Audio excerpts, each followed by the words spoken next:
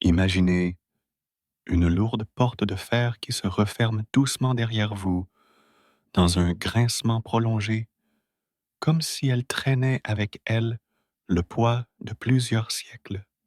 Le bruit métallique résonne dans le couloir de pierre, se répercutant contre les voûtes humides, avant de s'éteindre dans un silence profond. Vous êtes là, au seuil d'un monde oublié, un monde où la liberté n'existe plus et où chaque seconde s'écoule dans une obscurité pesante. Pourquoi s'intéresser aux prisons médiévales, me direz-vous? Parce qu'elles sont le miroir d'une époque révolue, mais ô combien fascinante.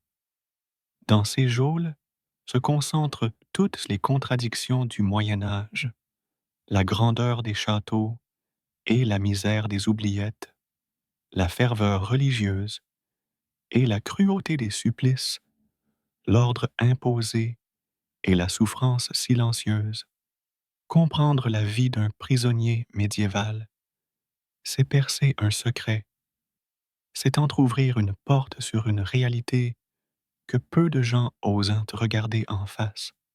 Fermez doucement les yeux et laissez-vous guider. Vous êtes désormais à l'intérieur d'une forteresse, un château perché sur un éperon rocheux.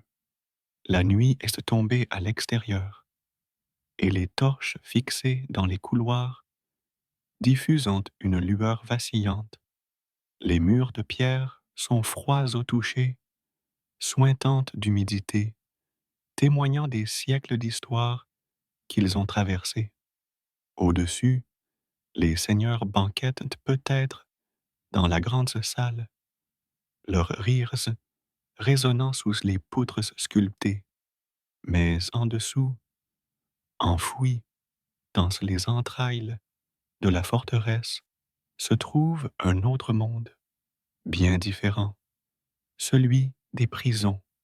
Descendons ensemble, marche après marche, dans cet escalier en colimaçon. L'air se fait plus lourd, plus dense, la lumière des torches s'amenuise et les sons du monde extérieur disparaissent. Chaque pas résonne dans le silence, comme si les murs eux-mêmes écoutaient. En bas, au détour d'un couloir, une grille massive se dresse devant vous. Derrière, commence l'univers clos des captifs. Les prisons médiévales n'étaient pas des lieux de justice au sens moderne. Elles étaient des antichambres, antichambres du jugement, de la rançon, ou parfois simplement de la mort. On n'y enfermait pas pour réhabiliter, mais pour contenir, briser ou effacer. C'est ici que les prisonniers attendaient leur sort, souvent sans savoir combien de jours, de mois ou d'années ils allaient survivre.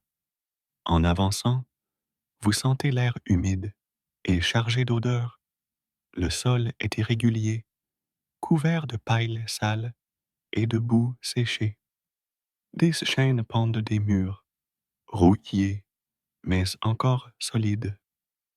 Par endroits, on distingue des inscriptions gravées dans la pierre, des prières maladroites, des noms à moitié effacés, des symboles incompréhensibles. Ce sont les dernières traces laissées par ceux qui ont vécu ici, dans l'ombre, souvent oubliés de tous. Imaginez maintenant qu'une lourde clé tourne dans la serrure et que la grille s'ouvre devant vous. Le bruit est lent, presque solennel, comme si le métal lui-même hésitait à vous laisser entrer. Vous avancez dans une petite cellule. Les murs vous enveloppent aussitôt, étroits et froids. La seule ouverture est une fente minuscule par laquelle filtre un souffle d'air glacial. Vous comprenez alors ce que ressentait le prisonnier, l'impression que le temps s'arrête, que les jours et les nuits se confondent dans une pénombre éternelle. Mais ce récit, même s'il parle d'horreurs passées, ne cherche pas à vous effrayer. Au contraire, il veut vous inviter à écouter calmement, à explorer pas à pas la vie d'un prisonnier médiéval, avec lenteur et douceur, comme une histoire au coin du feu. Les images sont sombres, certes, mais racontées avec la tranquillité d'une voix qui vous accompagne, vous berce et vous entraîne dans un autre temps. Alors, respirez profondément. Nous allons plonger ensemble dans cet univers, un monde où la pierre, le fer et l'ombre dictaient la vie des captifs, un monde où chaque son de clé, chaque pas de garde, chaque goutte tombant des voûtes pouvait signifier une éternité d'attente. Et maintenant que la porte s'est refermée derrière vous, il n'y a plus qu'à avancer. Imaginez un village médiéval posé au creux d'une vallée. Les maisons sont en torchis et en bois, couvertes de toits de chaume. La vie est rude, marquée par les saisons, par la récolte et par la peur des famines. Mais au milieu de cette vie quotidienne, plane toujours une présence invisible, presque écrasante, celle de la justice. Non pas la justice telle que nous la connaissons aujourd'hui, codifiée, encadrée par des lois écrites et appliquée avec une relative égalité. Non, la justice du Moyen Âge était une justice de pouvoir, de prestige, de hiérarchie. Elle était autant une manière de punir qu'un instrument pour rappeler à chacun sa place dans l'ordre du monde. Dans ce monde féodal, la justice était partout. Elle se manifestait dans la main du Seigneur qui décidait du sort de ses paysans. Elle s'imposait dans la voix grave d'un évêque qui jugeait un hérétique. Elle se devinait dans la présence redoutée des officiers royaux, porteurs du sceau du roi. Mais elle n'était pas la même pour tous. Selon votre naissance, votre richesse ou simplement votre foi, vous pouviez espérer une indulgence ou au contraire, subir une sévérité impitoyable. Fermez les yeux un instant et imaginez la scène. Un jour de marché, sur la place centrale, les habitants du village se rassemblent. Au milieu d'eux, un homme est amené, les mains liées, la tête baissée. Il est accusé d'avoir volé quelques miches de pain. Les regards sont tournés vers lui, certains pleins de colère, d'autres de compassion. Le seigneur du lieu est cela, assis sur une haute chaise, ses hommes d'armes derrière lui. C'est à lui, et à lui seul, de décider du sort de ce paysan. La justice seigneuriale est rapide, parfois expéditive, mais elle ne cherche pas la réhabilitation, elle cherche l'exemple, la dissuasion. Dans d'autres cas, la justice pouvait prendre des formes plus mystérieuses, presque mystiques. On croyait alors que Dieu intervenait directement dans les affaires humaines, révélant la vérité par des épreuves appelées ordalie. Plongez votre main dans une eau bouillante. Si la brûlure guérit vite, vous êtes innocent. Marchez sur des charbons ardents. Si vous ne souffrez pas trop, Dieu vous protège. L'idée est déroutante aujourd'hui, mais elle faisait sens pour des sociétés profondément marquées par la religion. Car au fond, la justice n'était pas seulement une affaire d'hommes, elle était le reflet de la volonté divine.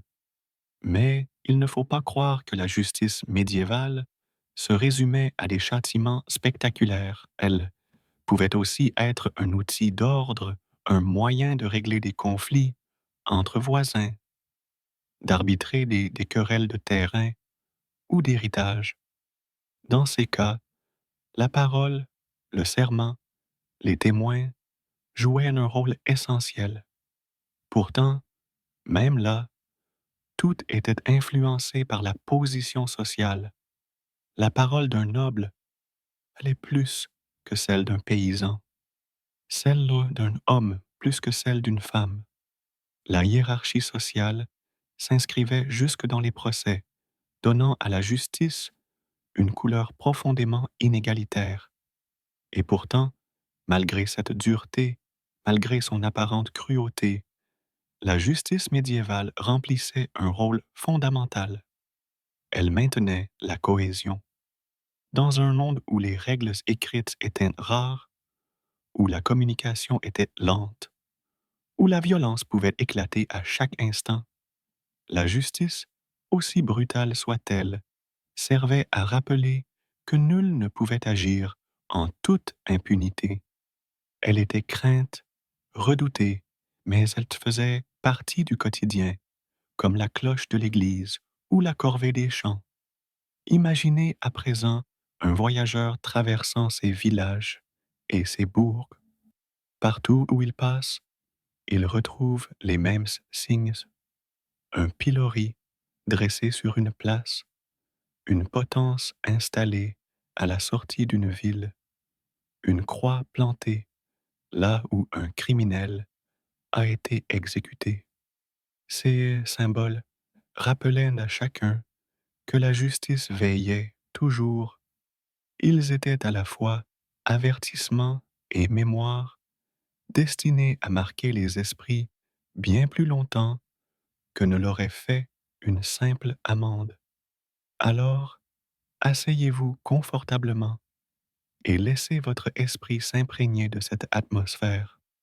La justice du Moyen Âge n'était pas seulement une institution, elle était une présence constante, parfois visible dans les châtiments publics, parfois invisible dans les décisions seigneuriales ou ecclésiastiques. Et pour comprendre ce que vivait un prisonnier médiéval, il faut d'abord comprendre cela, le poids d'une justice qui pouvait en un instant faire basculer une vie. Nous allons, pas à pas, explorer ces rouages, découvrir comment les hommes étaient jugés, pourquoi certains finissaient en prison, et comment les différences sociales influençaient leur destin. Mais avant tout, gardez en mémoire une idée simple. Dans ce monde, la justice n'était pas égale. Elle était hiérarchique, arbitraire et profondément marquée par la croyance que Dieu lui-même jugeait à travers les hommes. Et maintenant, laissons-nous glisser plus profondément dans les salles obscures des tribunaux médiévaux, là où se jouaient des destins humains, entre foi, pouvoir et souffrance. La justice médiévale n'était pas une seule et unique institution. Elle était multiple, morcelée, comme un grand échiquier où chaque pièce représentait une autorité différente. Dans un monde sans véritable code de loi universel, la justice dépendait d'abord de celui qui détenait le pouvoir. Et au Moyen Âge, le pouvoir était éclaté entre les seigneurs, l'Église et, peu à peu, le roi. Fermez les yeux et imaginez l'Europe médiévale comme un vaste patchwork. Chaque château, chaque évêché, chaque ville fortifiée avait son propre tribunal. Et selon l'endroit où vous naissiez, selon la terre où vous viviez, vous ne seriez pas jugé de la même manière. Ce n'était pas seulement la faute ou l'innocence qui déterminait le sort d'un homme, mais aussi l'autorité qui allait se pencher sur son cas. La justice seigneuriale. Au cœur du système féodal, la justice seigneuriale dominait. Le seigneur n'était pas seulement propriétaire des terres, il était aussi le juge de ceux qui y vivaient. Son autorité était presque absolue, même si en théorie, elle découlait du roi. Dans la pratique, le paysan qui volait du bois dans la forêt ou qui se battait avec son voisin n'était pas jugé à Paris, ni même dans une grande ville, mais directement dans la cour du château. Imaginez la scène, une petite cour seigneuriale, avec des bancs grossiers. Le seigneur est assis sur une chaise sculptée, peut-être être ornée de son blason. Autour de lui, quelques conseillers, parfois des hommes de loi, parfois de simples proches. Les accusés comparaissent sont souvent sans avocat, parfois même sans comprendre les règles exactes du procès. Le jugement tombe vite. Une amende, une punition corporelle, l'enfermement, parfois même la mort. Tout dépend du caprice, du caractère et des intérêts du Seigneur. Cette justice locale était redoutée, car elle était proche, immédiate et pouvait être implacable. Mais elle avait aussi un rôle d'ordre. En punissant les délices mineurs, elle évitait que la violence ne se propage trop dans les villages. Car il faut se rappeler que la société médiévale était fragile et qu'un conflit mal réglé pouvait vite dégénérer en vendetta sanglante. La justice ecclésiastique. Un autre monde judiciaire s'étendait dans l'ombre des clochers, la justice de l'Église. Elle était redoutée, car elle jugeait non seulement les clercs, mais aussi les fidèles accusés de crimes contre la foi, l'hérésie, la sorcellerie, les blasphèmes, les fautes sexuelles des prêtres. Tout cela relevait de ces tribunaux. Imaginez un grand évêque assis dans sa salle capitulaire, entouré de moines copistes et de clercs qui consignent chaque mot. Le ton est plus solennel, plus écrit que dans la justice seigneuriale. L'Église, en effet, a été la première à organiser ses procès avec une certaine méthode, en produisant des archives, des minutes, des témoignages rédigés. Mais derrière cette façade ordonnée, il y avait la peur, car être jugé par l'Église, c'était risquer des châtiments qui ne concernaient pas seulement le corps, mais aussi l'âme, l'excommunication, la pénitence publique, la mise au pilori devant la paroisse, voire, dans les cas extrêmes, la remise aux bras séculiers pour l'exécution. Les procès de sorcières, les procès d'hérétiques, ou encore celui des Templiers, illustrent cette puissance écrasante de la justice religieuse. Et pourtant, paradoxalement, cette justice pouvait parfois être plus clémente que celle des seigneurs. Les clercs jugés, par exemple, bénéficiaient du privilège de clergie. Ils échappaient souvent au châtiment corporel, remplacés par des pénitences religieuses. La justice royale, peu à peu, au fil des siècles, une autre forme de justice s'imposa, celle du roi. Au début du Moyen Âge, son pouvoir judiciaire était faible, limité à ses propres domaines. Mais à partir du XIIIe siècle, les rois de France, d'Angleterre ou de Castille cherchèrent à centraliser. Ils envoyèrent des officiers appelés baillis, sénéchaux ou shérifs pour rendre justice en leur nom. Cette justice était plus prestigieuse, plus solennelle. Elle reposait sur des textes, sur des coutumes fixées, sur un appareil judiciaire plus structuré. Elle visait à dépasser les conflits locaux pour imposer l'autorité royale. Être jugé par le roi, c'était entrer dans une sphère supérieure où les enjeux politiques étaient souvent aussi importants que la vérité du crime. Imaginez les grandes salles d'un palais royal avec leurs voûtes impressionnantes et leurs tapisseries, des juges instruits, parfois formés dans les universités, y examinent des dossiers, interrogent des témoins, comparant des coutumes régionales. Cette justice annonçait déjà, en partie, la modernité, plus écrite, plus réfléchie, plus éloignée du simple arbitraire d'un seigneur local.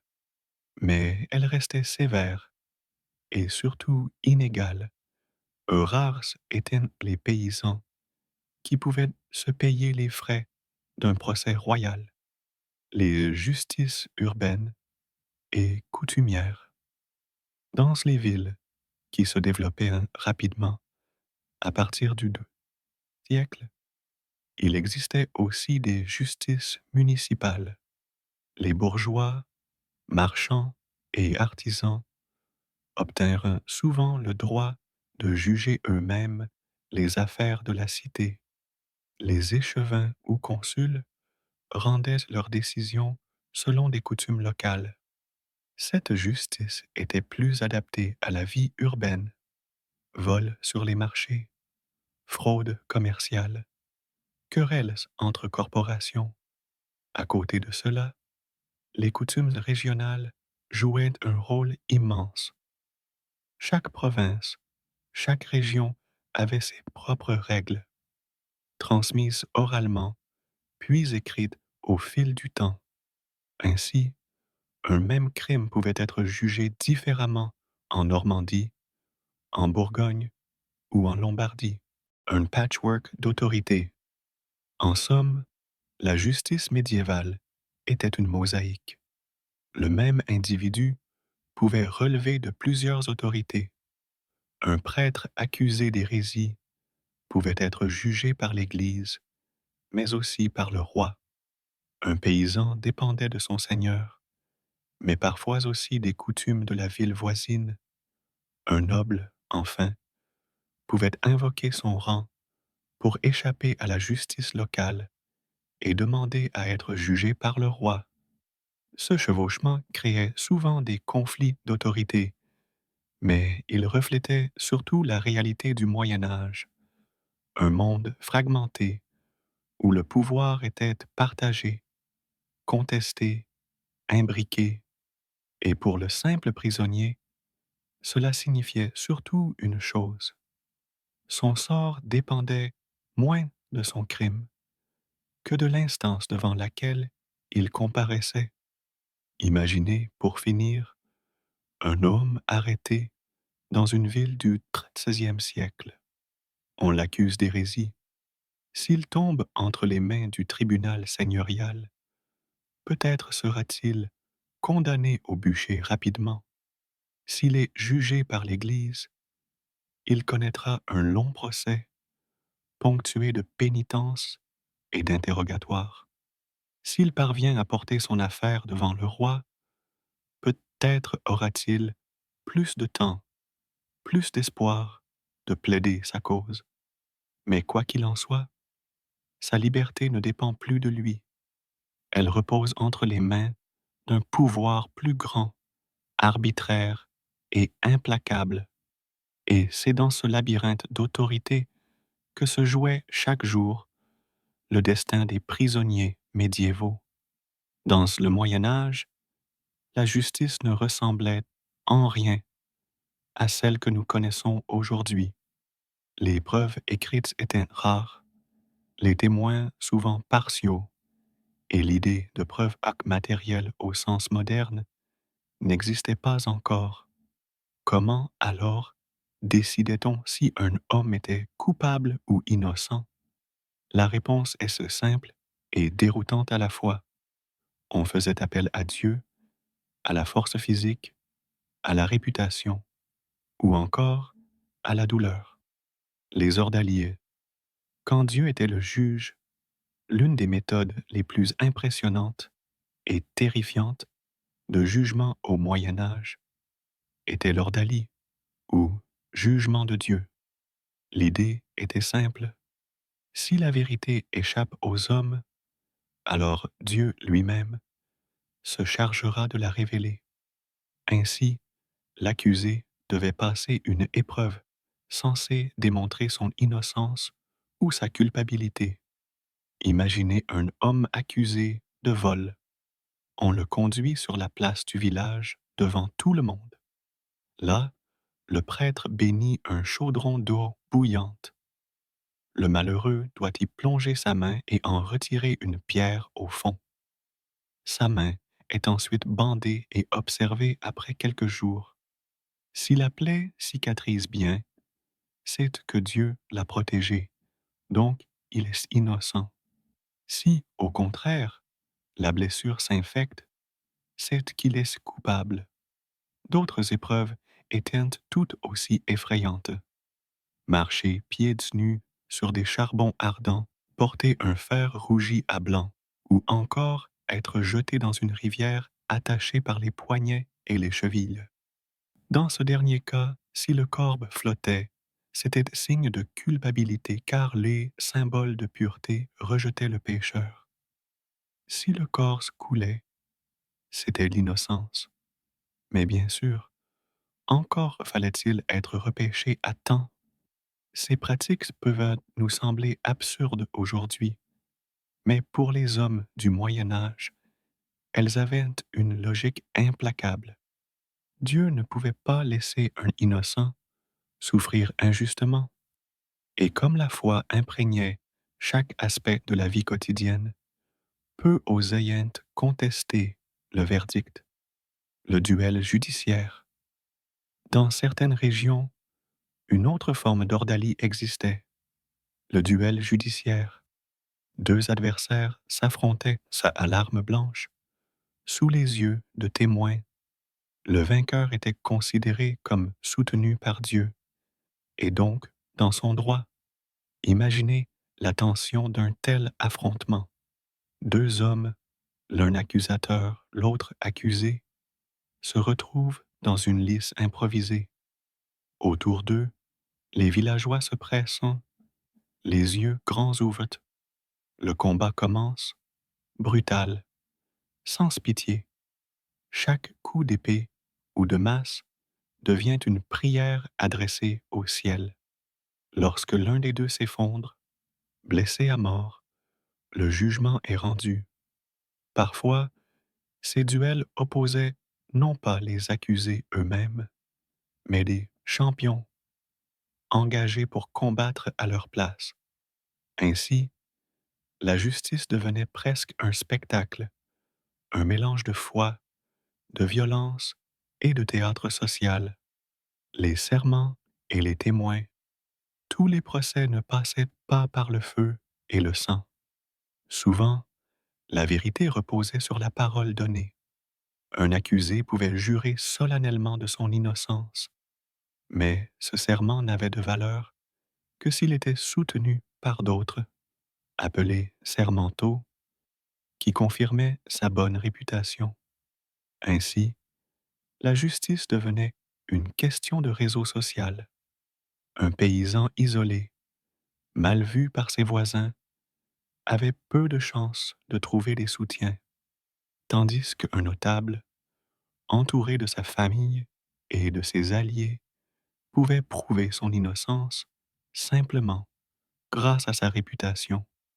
Les témoins jouaient aussi un rôle crucial, mais leurs paroles n'étaient pas égales. Celle d'un noble valait plus que celle d'un simple serf, celle d'un homme plus que celle d'une femme. La hiérarchie sociale s'inscrivait jusque dans le poids des mots, la torture judiciaire, peut-être l'aspect le plus sombre de la justice médiévale, la torture, car pour obtenir la vérité, beaucoup de juges n'hésitaient pas à employer la douleur. L'aveu était considéré comme la reine des preuves. Tant que l'accusé n'avait pas confessé, l'affaire semblait incomplète. Imaginez un sombre cachot, éclairé par une torche. Un homme est attaché sur le chevalet, ses bras et ses jambes tirés par des cordes qui s'enroulent sur des poulies. Chaque tour de manivelle étire son corps, disloque ses articulations. Entre deux cris, le juge lui pose la même question. À vous, et tout s'arrêtera. Il existait de nombreux instruments. Le brodequin, qui écrasait les jambes sous des coins de bois enfoncés à coups de marteau. La sellette, où l'accusé devait rester agenouillé ou assis dans une position douloureuse pendant des heures. Le supplice de l'eau, où l'on faisait boire de force des litres d'eau chaude jusqu'à suffocation. Et tant d'autres. La torture n'était pas utilisée pour punir, mais pour prouver. Pourtant, combien d'innocents ont avoué des crimes qu'ils n'avaient pas commis, simplement pour mettre fin à la souffrance. Les premiers procès écrits, à partir du XIIIe siècle, surtout dans les grandes villes et dans les tribunaux royaux ou ecclésiastiques, une nouvelle forme de justice émergea, le procès écrit. Les clercs, instruits dans les universités, consignaient les accusations, les témoignages, les défenses. Les débats devenaient moins oraux, plus méthodiques. Cela ne signifiait pas que la justice devenait douce ou équitable, mais elle gagnait en rigueur. Peu à peu, le recours à la torture fut encadré, limité à certains cas. Les ordalies furent interdites par l'Église en 1215, lors du Concile de Latran. Les juges commencèrent à s'appuyer davantage sur des preuves matérielles, sur des enquêtes menées par des sergents ou des notaires. Cette évolution annonçait déjà le passage vers une justice plus moderne. Mais, dans les campagnes reculées, les vieilles pratiques persistaient encore longtemps. Le paysan, accusé d'un vol ou d'un blasphème, pouvait toujours, au XIVe siècle, être jeté dans une rivière ou soumis à une épreuve de feu, une justice entre foi et violence. Toutes ces méthodes de jugement peuvent nous sembler étranges, voire barbares, mais elles reflétaient un monde où la vérité n'était pas considérée comme une évidence matérielle à démontrer. Elle était vue comme un mystère que Dieu seul pouvait révéler. Ainsi, la justice médiévale n'était pas seulement un outil de pouvoir, mais aussi un rituel. Chaque procès, chaque ordalie, chaque duel devenait une sorte de cérémonie religieuse, une confrontation entre l'homme et le divin. Et pour celui qui tombait entre ses griffes, il n'y avait pas de certitude. La vérité pouvait basculer d'un serment à un autre, d'une brûlure à une cicatrisation, d'un aveu arraché dans la douleur à une réputation mal défendue. Imaginez maintenant un prisonnier assis dans sa cellule, attendant son procès. Il ne sait pas ce qui l'attend. Peut-être un duel, peut-être une ordalie, peut-être la torture. Chaque bruit de pas dans le couloir peut annoncer la sentence. Et dans ce silence oppressant, il comprend que sa vie ne dépend plus de ses actes, mais de la manière dont la justice, dans toute son arbitraire diversité, choisira de le juger. Au Moyen Âge, la prison n'était pas pensée comme un châtiment en soi, mais comme un lieu d'attente. On y enfermait rarement pour payer une peine, mais plutôt pour attendre un jugement, assurer une rançon ou retenir un individu jusqu'à ce qu'une décision supérieure soit prise.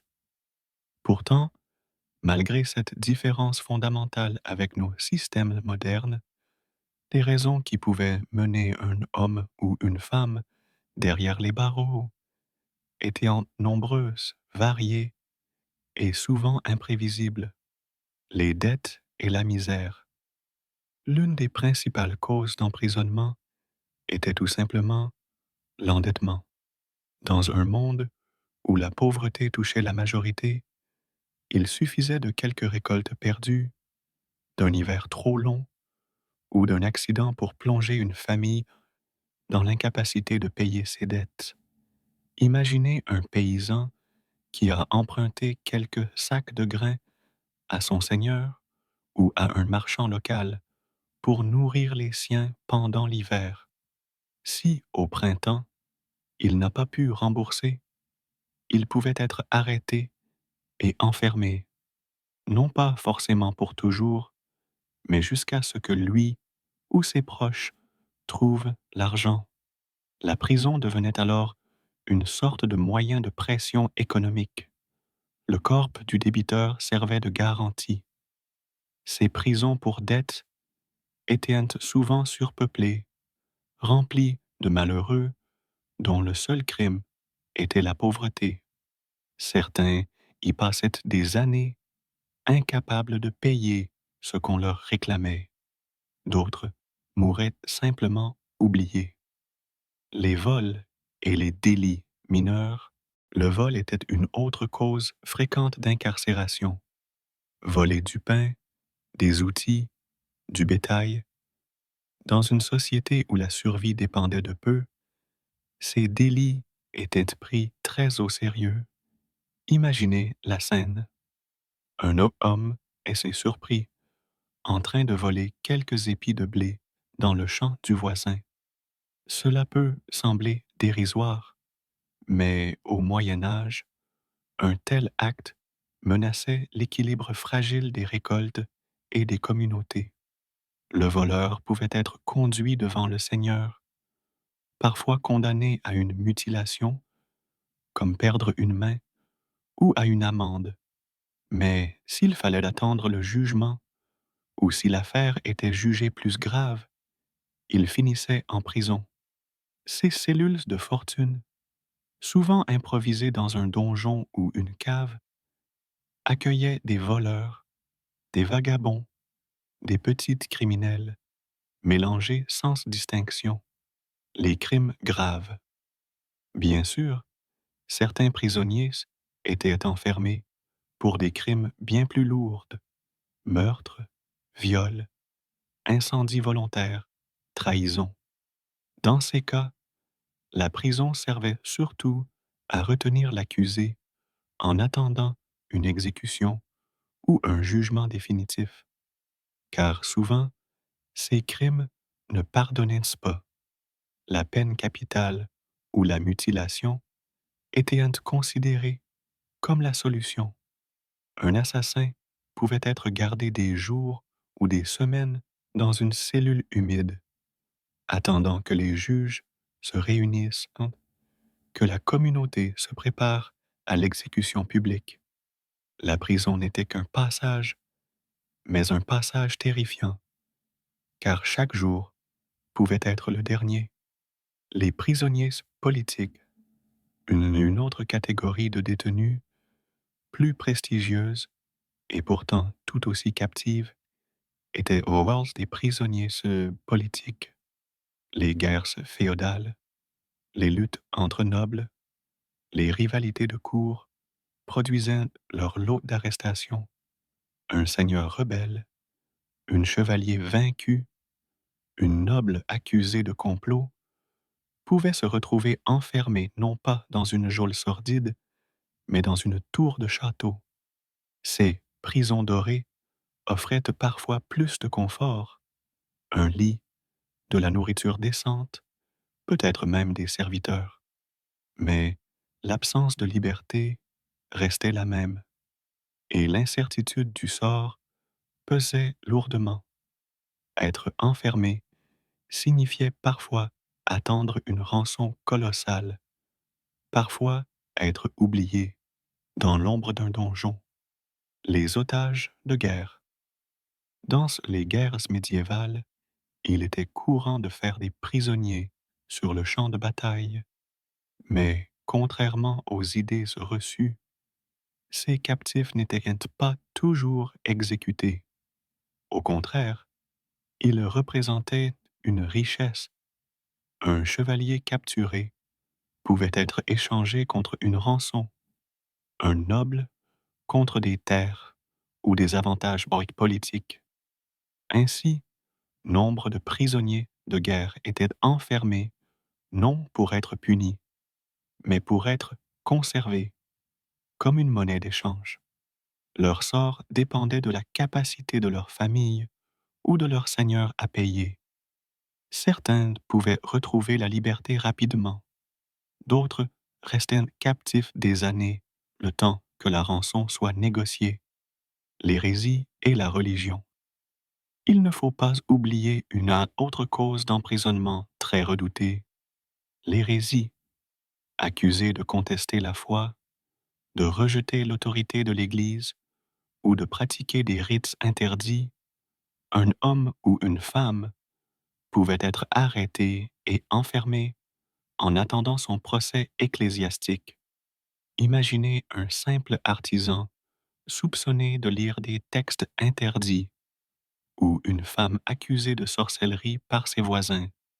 Ils pouvaient être saisis par les autorités religieuses et emmenés dans les prisons de l'Inquisition. Là, ils attendaient souvent de longs interrogatoires, parfois sous la torture, avant d'être jugés. Pour ces prisonniers, l'angoisse n'était pas seulement corporelle, mais spirituelle, car l'accusation d'hérésie impliquait la damnation éternelle si l'on ne se repentait pas. La marginalité et le vagabondage. Au Moyen Âge, être sans attache était déjà un crime en soi. Les vagabonds, les mendiants, les étrangers trop longtemps installés dans un village pouvaient être arrêtés simplement parce qu'ils dérangeaient l'ordre établi. On considérait que celui qui n'avait pas de terre, pas de maître, pas de rôle clair dans la société était suspect. Beaucoup furent ainsi enfermés, parfois expulsés, parfois exécutés comme fauteurs de troubles. Une atteinte plus qu'une peine. Ce qui distingue la prison médiévale de la prison moderne, c'est donc son rôle. On n'y purgeait pas une peine fixe. On y attendait une exécution, une rançon, un jugement, ou parfois la charité d'un proche qui venait payer la dette. Cela rendait l'expérience du prisonnier profondément angoissante, car il ne savait pas combien de jours il allait rester enfermé.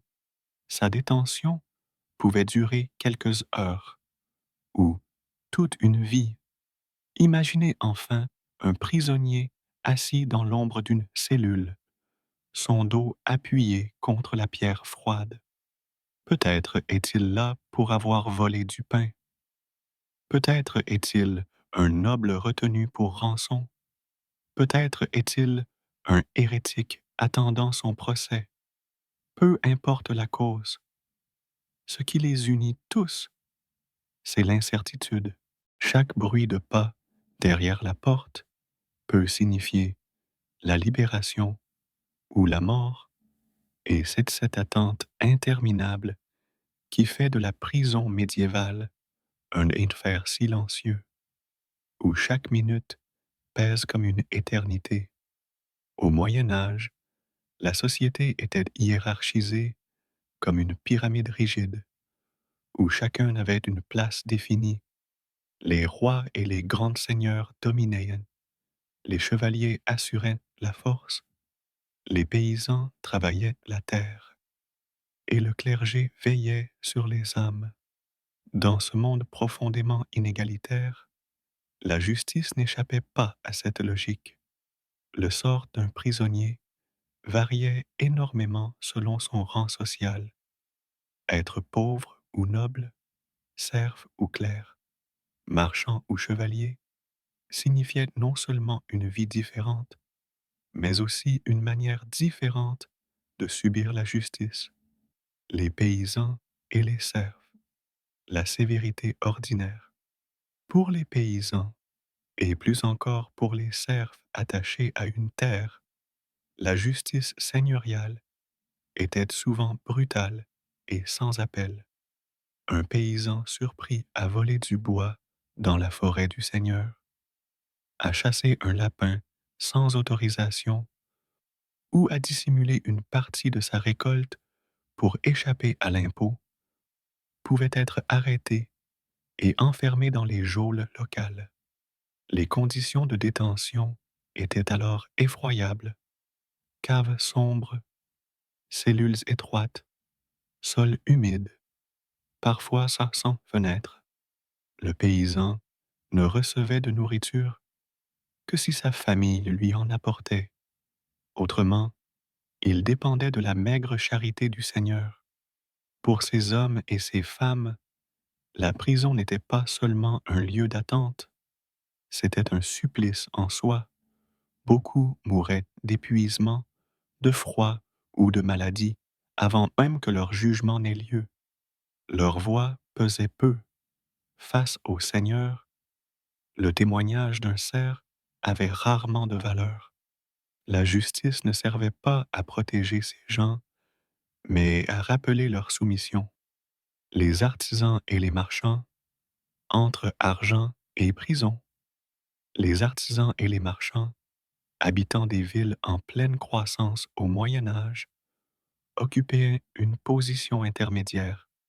Leur richesse relative leur permettait parfois d'échapper à l'emprisonnement en payant une amende ou en versant une caution.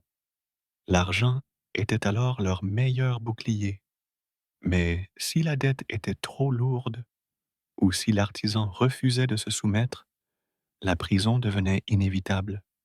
Les marchands insolvables étaient souvent enfermés dans des geôles spéciales appelées prisons pour dette. Ces lieux grouillaient de malheureux prisonniers dont le seul crime était de ne pas avoir pu rembourser leurs créanciers. L'injustice était criante. Un noble endetté pouvait négocier, parfois même obtenir l'indulgence d'un roi ou d'un autre seigneur, mais un marchand sans protection restait enfermé jusqu'à ce que ses proches trouvent l'argent nécessaire. La richesse ou son absence déterminait donc directement la durée et la dureté de la détention. Les chevaliers et la noblesse, des prisons différentes. Pour les chevaliers et les nobles, le destin en prison était très différent. On parlait alors de captivité plutôt que de simple emprisonnement. Lorsqu'un chevalier était capturé au combat, il n'était pas jeté dans une geôle obscure avec les voleurs et les mendiants. On le gardait dans une tour de château, parfois même logé dans une chambre convenable. Il pouvait conserver un certain confort, vêtements, nourriture, parfois un écuyer à son service. Pourquoi ce traitement de faveur? Parce que le chevalier représentait une valeur marchande. Sa famille, son seigneur, son ordre pouvait payer une rançon pour sa libération. Ainsi, un captif noble n'était pas seulement un prisonnier, il était une richesse, une monnaie d'échange vivante. Certains nobles prisonniers passaient même des années en détention sans subir la misère des geôles communes. Mais attention, le confort ne faisait pas disparaître l'angoisse. Ils restaient privés de liberté, suspendus à la volonté de leurs ennemis ou à la lenteur des négociations. Le clergé, protégé par l'habit. Le clergé bénéficiait d'un statut très particulier. Les prêtres, les moines, les évêques relevaient non pas de la justice seigneuriale ou royale, mais de la justice ecclésiastique. Cela signifiait qu'un prêtre coupable d'un crime échappait souvent aux tribunaux laïques. On le jugeait dans un cadre religieux où les peines étaient généralement plus douces. Au lieu de la prison, le coupable pouvait être condamné à une pénitence, à l'exil dans un autre monastère ou à la privation temporaire de ses fonctions. Bien sûr, il existait des exceptions, notamment pour les crimes d'hérésie ou les scandales graves, mais globalement, l'habit clérical protégeait. Cette différence alimentait parfois la rancune du peuple qui voyait dans le clergé une caste privilégiée, presque intouchable, alors que les simples paysans subissaient les pires supplices pour de petits délits. Les rois et grands seigneurs, prison dorée et isolement. Enfin, au sommet de l'échelle, les rois et les grands seigneurs bénéficiaient d'un traitement totalement à part. Un roi capturé lors d'une guerre, comme ce fut le cas de Jean le Bon en 1356, ne finissait pas dans une cellule obscure. Il était retenu dans un palais, parfois entouré de luxe, mais sous surveillance constante. Ces détentions étaient autant politiques qu'économiques. Elles se servaient à négocier des traités, des rançons colossales ou des alliances stratégiques. La captivité devenait un outil diplomatique. Le contraste était saisissant. Tandis que le paysan croupissait dans l'ombre d'un cachot humide pour quelques épis de blé volés, un roi prisonnier vivait entouré de serviteurs et de confort. Même dans sa captivité, la justice comme reflet de l'ordre social, ces différences ne sont pas des exceptions. Elles illustrent une vérité fondamentale du Moyen Âge. La justice n'était pas conçue comme un système impartial, mais comme un reflet de la hiérarchie sociale. Chacun recevait un traitement proportionnel à son rang, sa richesse ou son rôle dans l'ordre du monde. Le paysan subissait la misère. Le marchand négociait avec son argent. Le chevalier était un capital vivant. Le clerc bénéficiait de l'immunité religieuse. Le roi voyait sa captivité transformée en outil politique. Cette inégalité flagrante façonnait le quotidien des prisons médiévales et renforçait l'idée que la société devait rester immobile, chacun à sa place. Une conclusion immersive. Imaginez maintenant ces prisons à travers les siècles. Dans une cave sombre, un paysan grelotte, attaché par les chevilles, attendant un jugement qui ne viendra peut-être jamais. Dans une chambre de château, un chevalier joue distraitement avec une coupe de vin, se demandant combien de mois encore sa famille mettra à réunir la rançon. Dans une cellule attenante à un monastère, un moine médite sur ses fautes, condamné à la prière et au silence plutôt qu'à la faim. Et dans un palais lointain, un roi captif signe des traités, plus prisonnier d'une politique complexe que des barrios qui l'entourent. Tous sont prisonniers, mais aucun ne vit la même réalité. Et c'est là l'une des vérités les plus frappantes de l'histoire des prisons médiévales. Elles étaient le miroir cruel d'une société où la justice n'avait rien d'égalitaire. La prison médiévale n'était pas un lieu que l'on rejoignait volontairement. On y arrivait souvent de manière brutale, parfois au cœur de la nuit, escorté par des hommes d'armes. Imaginez, vous êtes saisi dans la rue, au marché, ou peut-être dans votre maison. Des mains fermes vous lient les poignets, une corde entoure vos bras, et vous êtes entraîné au milieu de la foule. Les regards des voisins se posent sur vous, lourds de curiosité ou de mépris, car entrer en prison c'était déjà une condamnation aux yeux du peuple. Le trajet jusqu'au cachot. Le trajet jusqu'au lieu d'enfermement était une épreuve en soi. Dans un petit village, il pouvait s'agir d'une courte marche vers la tour du château seigneurial. Dans une grande ville, c'était souvent une procession humiliante, à travers les rues pavées, sous les yeux des habitants. Les cloches de l'église résonnaient parfois comme pour souligner le poids de l'instant. Les prisonniers n'étaient pas toujours escortés avec violence. Certains marchaient simplement entourés de gardes. Mais pour les crimes graves, on les traînait avec chaînes et entraves aux pieds. Le tintement métallique résonnait comme une annonce. Un œil homme allait être enfermé. Le passage de la porte. Puis venait le moment de franchir la lourde porte de fer ou de bois renforcée. C'était un passage symbolique. Le monde extérieur disparaissait derrière soi, remplacé par l'ombre, l'humidité et le silence. Les murs de pierre, épais et froids, se refermaient autour du prisonnier.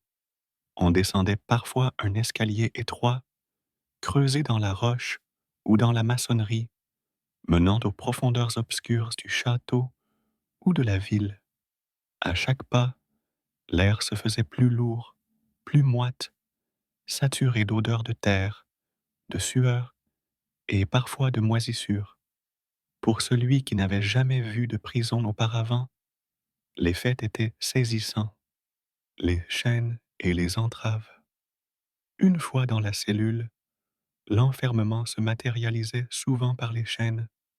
Les prisonniers étaient attachés aux chevilles, aux poignets, parfois directement scellés à un anneau de fer fixé dans le mur.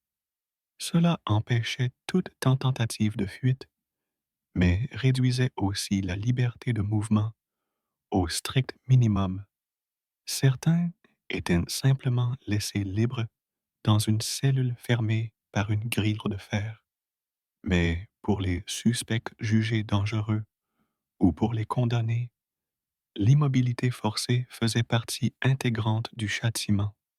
Le métal froid mordait la peau, provoquant des plaies et des douleurs permanentes. Les cellules, l'univers du prisonnier. La cellule médiévale n'avait rien d'une chambre. Enfin, au sommet de l'échelle, les rois et les grands seigneurs bénéficiaient d'un traitement totalement à part. Un roi capturé lors d'une guerre, comme ce fut le cas de Jean le Bon en 1356, ne finissait pas dans une cellule obscure. Il était retenu dans un palais, parfois entouré de luxe, mais sous surveillance constante. Ces détentions étaient autant politiques qu'économiques. Elles se servaient à négocier des traités, des rançons colossales ou des alliances stratégiques. La captivité devenait un outil diplomatique. Le contraste était saisissant. Tandis que le paysan croupissait dans l'ombre d'un cachot humide pour quelques épis de blé volés, un roi prisonnier vivait entouré de serviteurs et de confort. Même dans sa captivité, la justice comme reflet de l'ordre social, ces différences ne sont pas des exceptions. Elles illustrent une vérité fondamentale du Moyen Âge. La justice n'était pas conçue comme un système impartial, mais comme un reflet de la hiérarchie sociale. Chacun recevait un traitement proportionnel à son rang, sa richesse ou son rôle dans l'ordre du monde. Le paysan subissait la misère. Le marchand négociait avec son argent.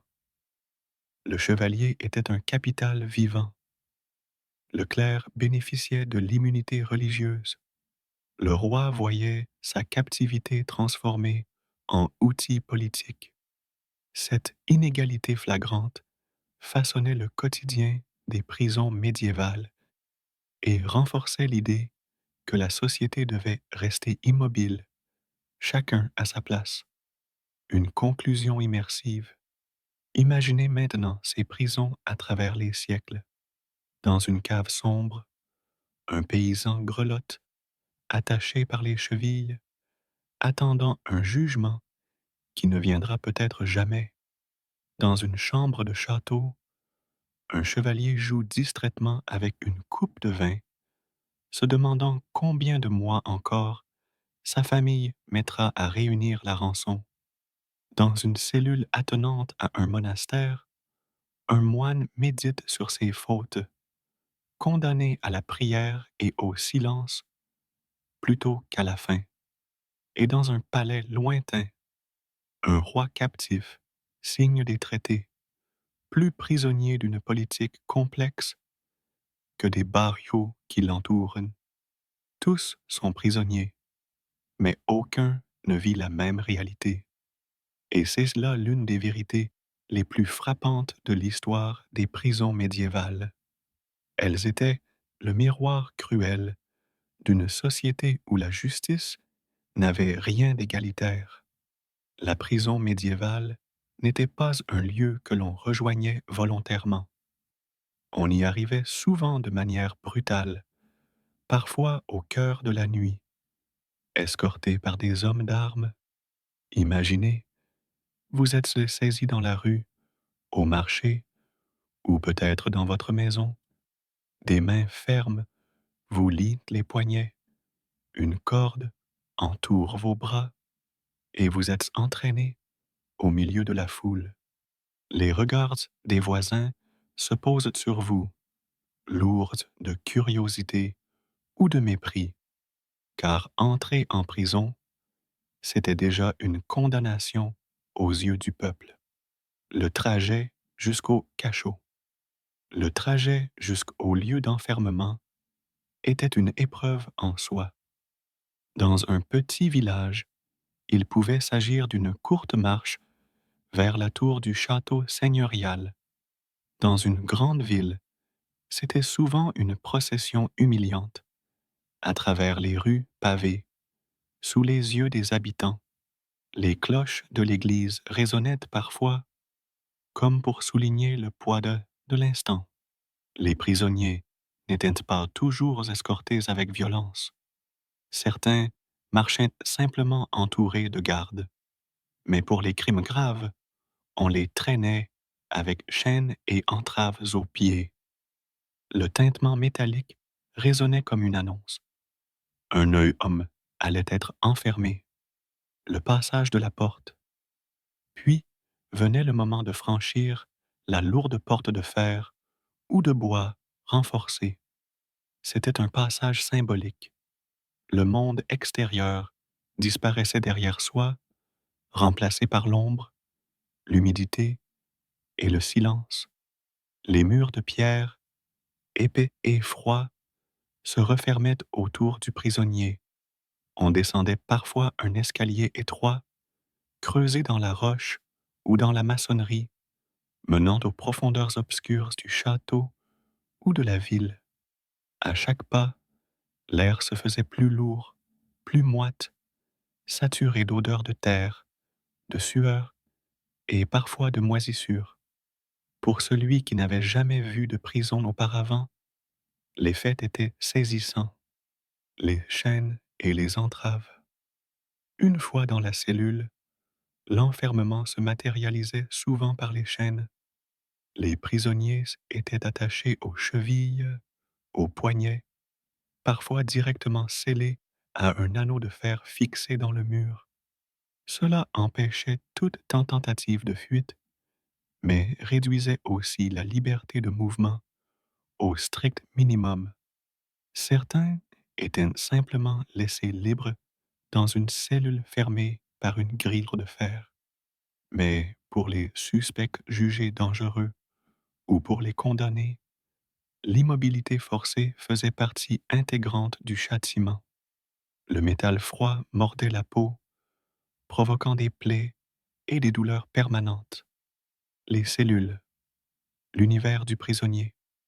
La cellule médiévale n'avait rien d'une chambre. Enfin, au sommet de l'échelle, les rois et les grands seigneurs bénéficiait d'un traitement totalement à part. Un roi capturé lors d'une guerre, comme ce fut le cas de Jean le Bon en 1356, ne finissait pas dans une cellule obscure. Il était retenu dans un palais, parfois entouré de luxe, mais sous surveillance constante. Ces détentions étaient autant politiques qu'économiques. Elles se servaient à négocier des traités, des rançons colossales ou des alliances stratégiques. La captivité devenait un outil diplomatique. Le contraste était saisissant. Tandis que le paysan croupissait dans l'ombre d'un cachot humide pour quelques épis de blé volés, un roi prisonnier vivait entouré de serviteurs et de confort. Même dans sa captivité, la justice comme reflet de l'ordre social, ces différences ne sont pas des exceptions. Elles illustrent une vérité fondamentale du Moyen Âge.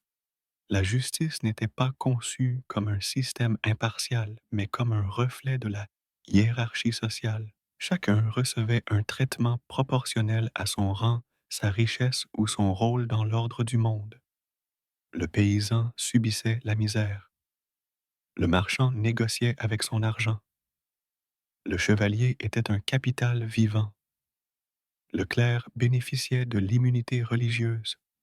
Le roi voyait sa captivité transformée en outil politique. Cette inégalité flagrante façonnait le quotidien des prisons médiévales et renforçait l'idée que la société devait rester immobile, chacun à sa place. Une conclusion immersive. Imaginez maintenant ces prisons à travers les siècles. Dans une cave sombre, un paysan grelotte, attaché par les chevilles, attendant un jugement qui ne viendra peut-être jamais. Dans une chambre de château, un chevalier joue distraitement avec une coupe de vin, se demandant combien de mois encore sa famille mettra à réunir la rançon. Dans une cellule attenante à un monastère, un moine médite sur ses fautes, condamné à la prière et au silence plutôt qu'à la faim. Et dans un palais lointain, un roi captif signe des traités, plus prisonnier d'une politique complexe que des barrios qui l'entourent. Tous sont prisonniers, mais aucun ne vit la même réalité. Et c'est là l'une des vérités les plus frappantes de l'histoire des prisons médiévales. Elles étaient le miroir cruel d'une société où la justice n'avait rien d'égalitaire. La prison médiévale n'était pas un lieu que l'on rejoignait volontairement. On y arrivait souvent de manière brutale, parfois au cœur de la nuit, escorté par des hommes d'armes. Imaginez, vous êtes saisi dans la rue, au marché, ou peut-être dans votre maison. Des mains fermes vous lient les poignets, une corde entoure vos bras, et vous êtes entraîné au milieu de la foule. Les regards des voisins se posent sur vous, lourds de curiosité ou de mépris, car entrer en prison, c'était déjà une condamnation aux yeux du peuple. Le trajet jusqu'au cachot. Le trajet jusqu'au lieu d'enfermement était une épreuve en soi. Dans un petit village, il pouvait s'agir d'une courte marche vers la tour du château seigneurial. Dans une grande ville, c'était souvent une procession humiliante, à travers les rues pavées, sous les yeux des habitants. Les cloches de l'église résonnaient parfois, comme pour souligner le poids de l'instant. Les prisonniers n'étaient pas toujours escortés avec violence. Certains marchaient simplement entourés de gardes. Mais pour les crimes graves, on les traînait avec chaînes et entraves aux pieds. Le tintement métallique résonnait comme une annonce. Un œil homme allait être enfermé. Le passage de la porte. Puis venait le moment de franchir la lourde porte de fer ou de bois renforcée. C'était un passage symbolique. Le monde extérieur disparaissait derrière soi, remplacé par l'ombre, l'humidité et le silence. Les murs de pierre, épais et froids, se refermaient autour du prisonnier. On descendait parfois un escalier étroit, creusé dans la roche ou dans la maçonnerie, menant aux profondeurs obscures du château ou de la ville. À chaque pas, l'air se faisait plus lourd, plus moite, saturé d'odeurs de terre, de sueur et parfois de moisissure. Pour celui qui n'avait jamais vu de prison auparavant, l'effet était saisissant, les chaînes et les entraves. Une fois dans la cellule, l'enfermement se matérialisait souvent par les chaînes. Les prisonniers étaient attachés aux chevilles, aux poignets, parfois directement scellés à un anneau de fer fixé dans le mur. Cela empêchait toute tentative de fuite, mais réduisait aussi la liberté de mouvement au strict minimum. Certains étaient simplement laissés libres dans une cellule fermée par une grille de fer. Mais pour les suspects jugés dangereux ou pour les condamnés, l'immobilité forcée faisait partie intégrante du châtiment. Le métal froid mordait la peau, provoquant des plaies et des douleurs permanentes. Les cellules, l'univers du prisonnier. La cellule médiévale n'avait rien d'une chambre. C'était une pièce étroite, parfois à peine assez grande pour s'allonger. Les murs de pierre suintaient d'humidité. L'air était glacial en hiver et suffocant en été. Le sol était de terre battue ou simplement recouvert de paille moisie, renouvelée rarement. La lumière provenait d'une petite ouverture, parfois protégée par des barreaux, souvent placés très haut. Elle laissait entrer un filet d'air et une lueur pâle, mais la plupart du temps, la cellule baignait dans une semi-obscurité permanente. La nuit, l'obscurité totale enveloppait tout, rythmée seulement par les bruits des rats, des gouttes d'eau qui tombaient ou des gémissements d'autres prisonniers. Dans certaines prisons, comme dans les grandes villes, les cellules pouvaient être collectives. On y entassait plusieurs malheureux, parfois jusqu'à ne plus pouvoir bouger. Dans les campagnes, au contraire, le prisonnier était souvent seul, livré à sa solitude, le dépouillement. À son arrivée, le prisonnier était généralement dépouillé de ses biens, couteaux, pièces, bijoux, parfois même ses vêtements les plus solides. On craignait les évasions, mais aussi les violences entre détenus. Il ne lui restait souvent qu'une tunique usée, insuffisante pour résister au froid des cachots. Cette dépossession n'était pas seulement pratique, elle avait une valeur symbolique. Elle effaçait l'identité du prisonnier. Celui qui avait été un paysan, un marchand ou même un chevalier devenait désormais un détenu anonyme, réduit à attendre son sort. Le rôle de l'argent à l'entrée. Pourtant, tout n'était pas égal, même ici. Celui qui possédait quelques pièces pouvait parfois adoucir son arrivée. Avec un pot de vin au geôlier, il obtenait une cellule un peu plus propre, de la paille plus fraîche, ou même le droit de garder une couverture. Les plus riches pouvaient s'assurer une relative dignité. Chambre éclairée, repas réguliers, voire visites plus fréquentes. Mais pour la majorité, l'entrée en prison signifiait le début d'une lente déchéance physique et morale, la perte du temps.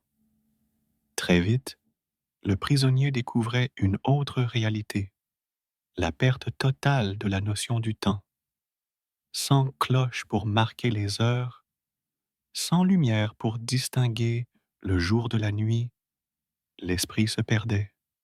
Certains racontaient avoir senti les jours s'effacer, ne vivant plus qu'au rythme de leurs repas ou des rares visites. L'arrivée en prison était donc une fracture brutale. L'on passait du monde vivant, bruyant, coloré, au silence oppressant des murs de pierre, une atmosphère à imaginer. Fermez les yeux et imaginez. Vous êtes assis dans une cellule froide. La porte derrière vous s'est refermée avec un grincement qui résonne encore dans vos oreilles. Vous sentez l'humidité remonter du sol jusque dans vos os. Vos mains sont libres, mais vos chevilles sont entravées à un anneau de fer. Dans l'ombre, vous distinguez à peine la silhouette d'une paillasse. L'odeur est âcre, mélange de moisissure et de sueur. Vous ne savez pas combien de temps vous resterez ici. Un jour, une semaine, des mois, peut-être des années. L'arrivée en prison médiévale, c'était cela. Un passage brutal d'un monde à l'autre, une plongée dans l'inconnu, où chaque bruit, chaque souffle, chaque goutte d'eau semblait rappeler au prisonnier qu'il avait perdu ce qu'il avait de plus précieux, la liberté. La prison médiévale n'était pas seulement un lieu d'enfermement, c'était un environnement hostile où le corps et l'esprit étaient mis à rude épreuve. Chaque aspect de la vie quotidienne, de la nourriture à la lumière, contribuait à ce que l'on pourrait qualifier de lente torture silencieuse. La faim, un supplice quotidien. Pour la majorité des prisonniers, la nourriture était rare et insuffisante. Le seigneur ou les geôliers donnaient parfois un maigre morceau de pain noir, trempé dans l'eau, ou un peu de bouillie de légumes. La viande était un luxe, réservé aux occasions exceptionnelles, comme un jugement ou une visite importante. La faim n'était pas seulement physique, elle rongeait l'esprit.